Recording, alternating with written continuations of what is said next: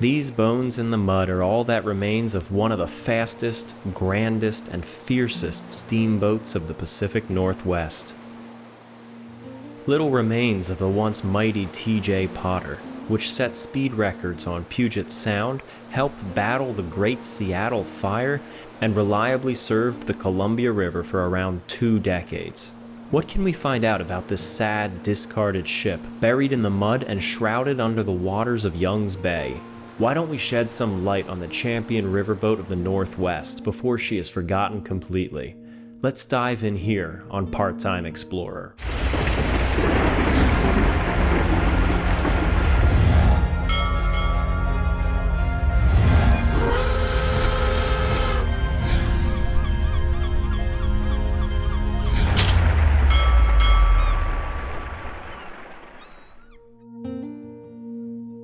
The Columbia River's history is full of peril and tragedy.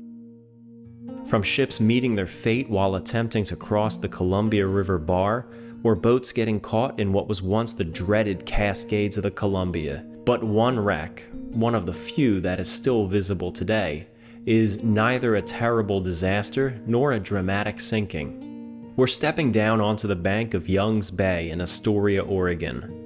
The strip of land is narrow, only a few feet wide until you're in the water.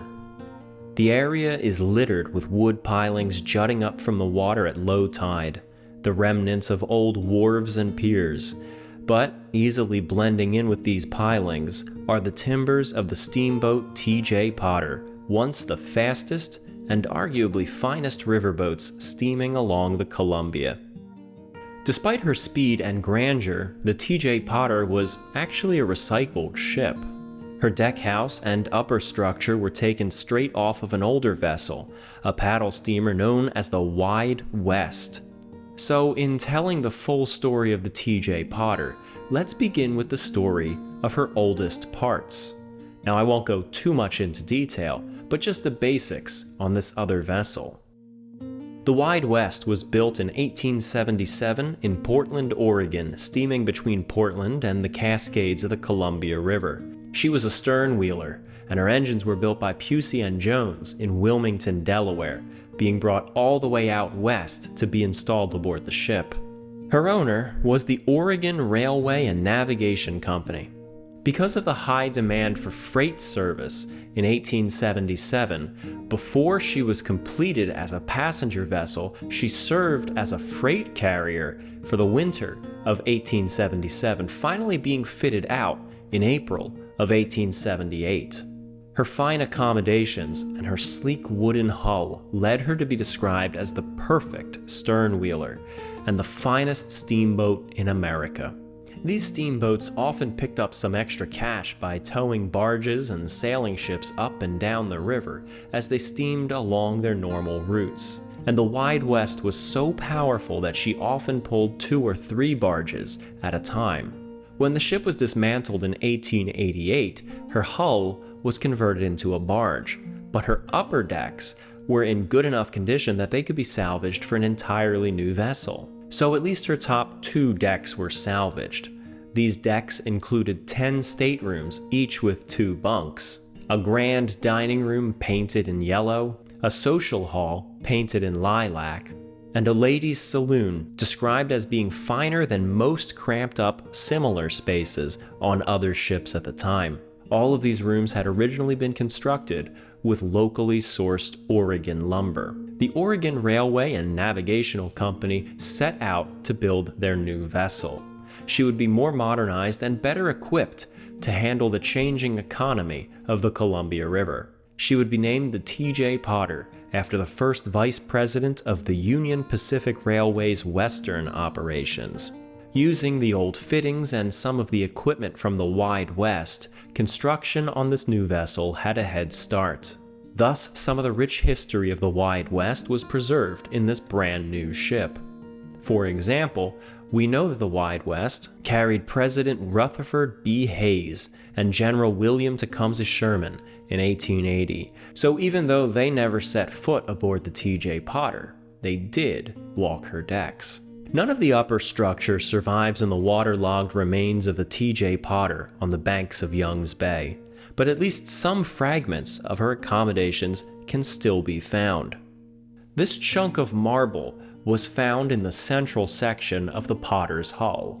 Now, we know that marble was used in some of the countertops aboard the Potter, in her fittings from the Wide West, and can even be seen in this photograph. The shape of the marble fragment seems to have a trough in it, like for a soap dish, on a wash basin, or perhaps to be used as a handle. I'm leaning towards soap dish, but it's very hard to tell. One of the most noticeable differences between the Wide West and the T.J. Potter was the wheel placement. Wide West was a stern wheeler, where the paddle wheel was mounted onto the back of the ship. The T.J. Potter was a side wheeler, which offered greater maneuverability in the river. Because of the different wheel placement, some modifications had to be made to the superstructure, but her interiors were kept mostly intact. Additional staterooms were added, now totaling 30, and her opulence was heavily embellished. An ornately carved piano was installed. Intricate decorations were added to the paddle box, and what was described as the largest mirror in the Northwest was installed on the staircase. The Wide West engines were also reused, at least at first, but Pusey & Jones had to build fresh cylinders for it. Now, Pusey & Jones is a company that some of my viewers may recognize. They were the builders of the SS Sachem, the ghost ship of the Ohio River, which we also explore on my channel. The T.J. Potter was launched in Portland, Oregon on May 29, 1888, and measured 230 feet long and 659 gross tons. Her first year saw her being assigned and rerouted several times, but her first assigned route in the summer of 1888 was steaming passengers between Portland, Oregon and Ilwaco, Washington, just by the mouth of the Columbia River, and later between Portland and Astoria.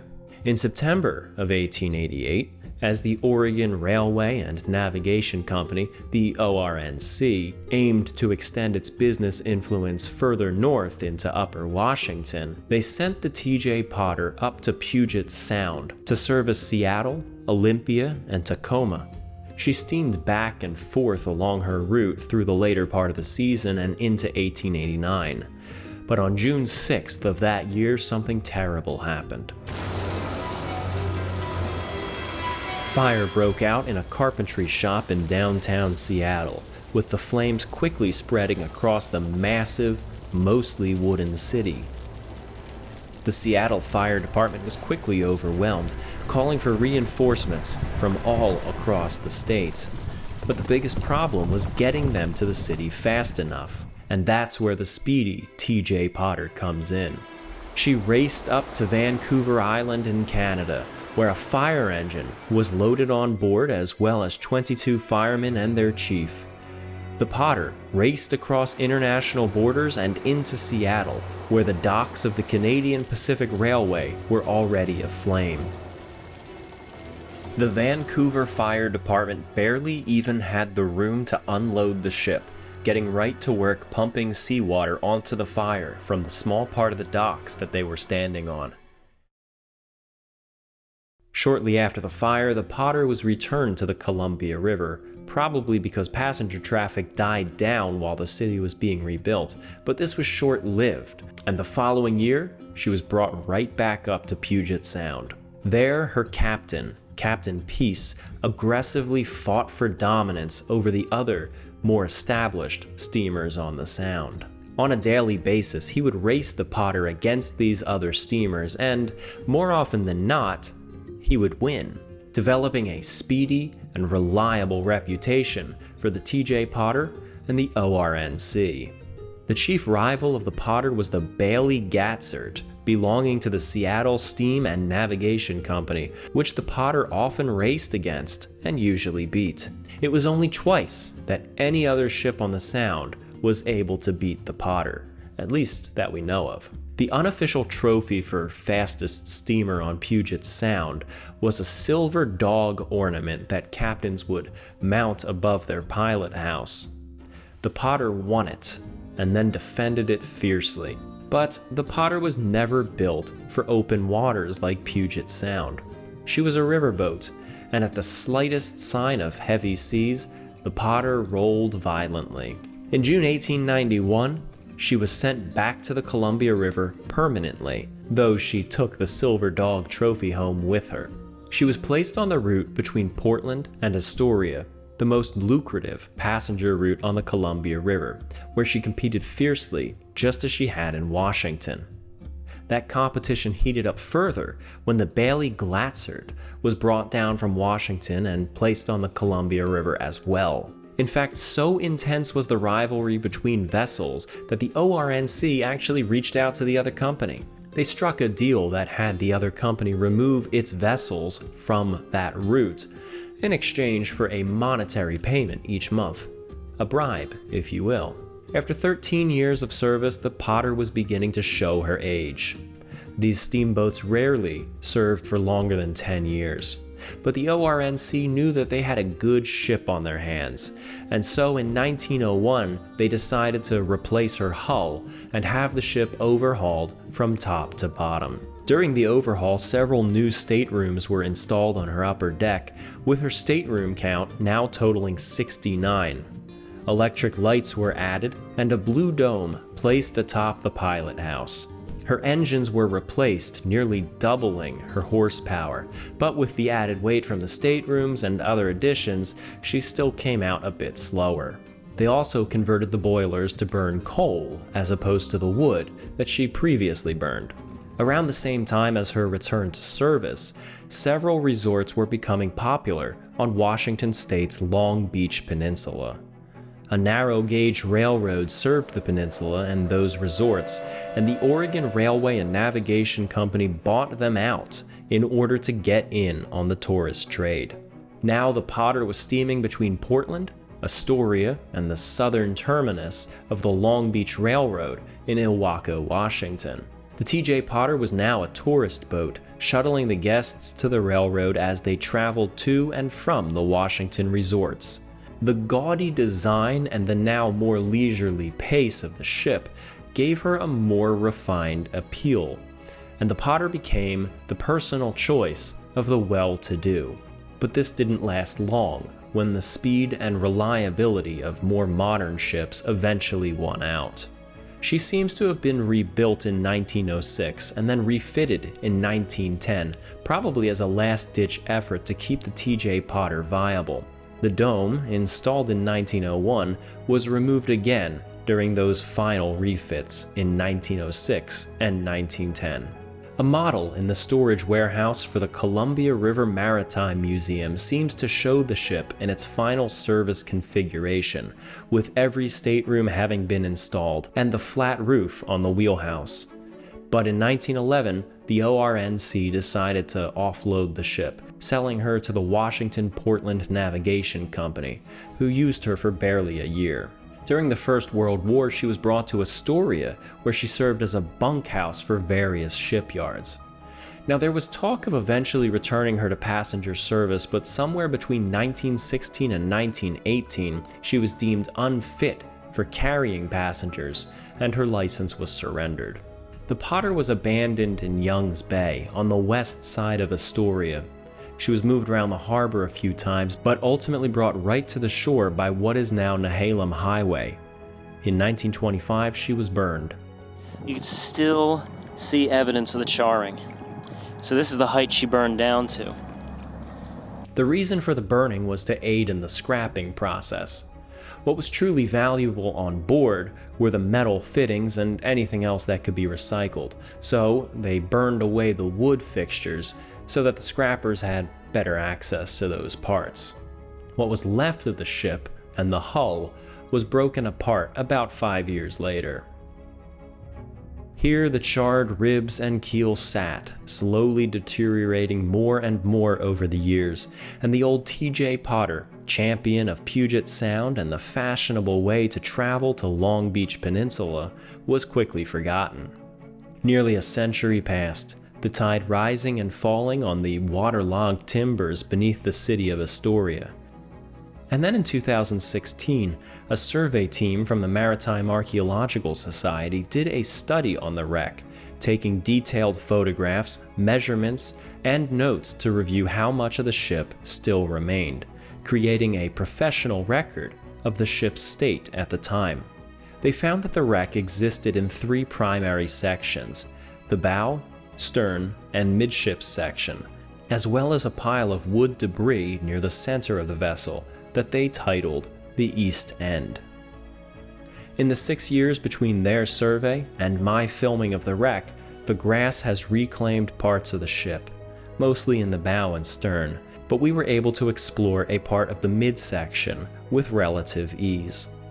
You can see that the beams on the starboard side are so dug into the mud that they're actually starting to get crushed down, and the inside part is popping up out from the center line of the ship. You can see how the hull is tapering in, and then we have this beam going along the length of the ship.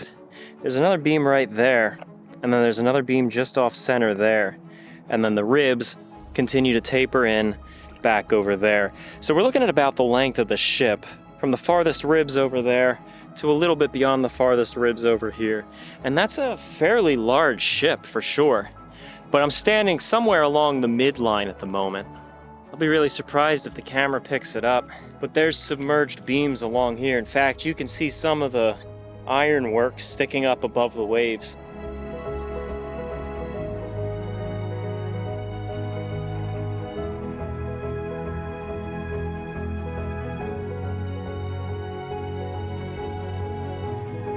Several submerged ribs going across here, underneath the water.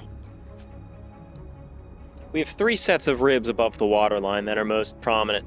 The far one, way down there. The middle one, which is right there.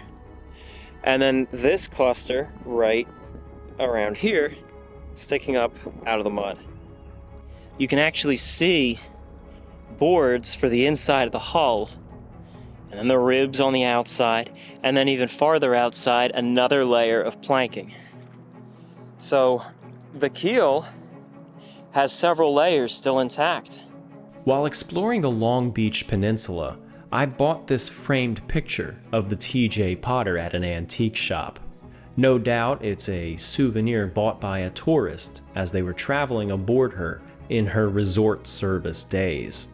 I brought the picture out here and rested it alongside the wreck, likely the final time that any items that were aboard her during her service would ever be united with the vessel itself again. Today there is little left of this once formidable boat, and nothing on the spot to mark the grave where the bones of the old T.J. Potter rest on the shore. So that was it. That was the wreck of the T.J. Potter here in Astoria, Oregon. If you're in the area, be sure to get out to the Columbia River Maritime Museum. They have an exhibit on local shipwrecks and even make mention of the T.J. Potter here. If you enjoyed this video, please like and subscribe for more content like this. Consider joining my YouTube channel memberships or Patreon at the link in the description below. As always, a special thanks to my supporters on Patreon, especially Marlo Perez, Kelly Black, Kaiser Wilhelm II, Kaiser Friedrich III, Zach Richards, Donald Anderson, Cody Henricks, Joan Haynes, Sean Kimball, Glenn Biddiscombe, Stephen Schwankerts, Gabriel Colomb, RGB, Tara Mullicar, Keith Holland, Rob M., Amos Mayhew, Corey Andrews, Nicholas Masella, Cole Tannick, Sophie Baber, Rob, Oliver Chin Chen, John Maluski, David Watipka, Tiffany Raridan, Mad Time Media, Nathan Gutierrez, Max Metcalf, David Littlejohn, Sean Sahi Frazier, Nikki Chan 92, Corbin McDonald, Matthew Burns, Goblin of the Salt Plains, Luke Stevens, Gordon Robbins, Aaron Stark, Troy Wentworth, Clarkey, Sam Forker, Busy B, Christopher Rosendale, Road Weary, Kitty Bits, Taniel 38, Kenzo Buick, Brian Reedy, Eden Cleefish, Bless Moles, Coda Yoda 16, Carol Adams, Clay Hobbs, Steve Valley, Gojira's Trains, J.C. Hobbs, High Treason, and The Peppermilk.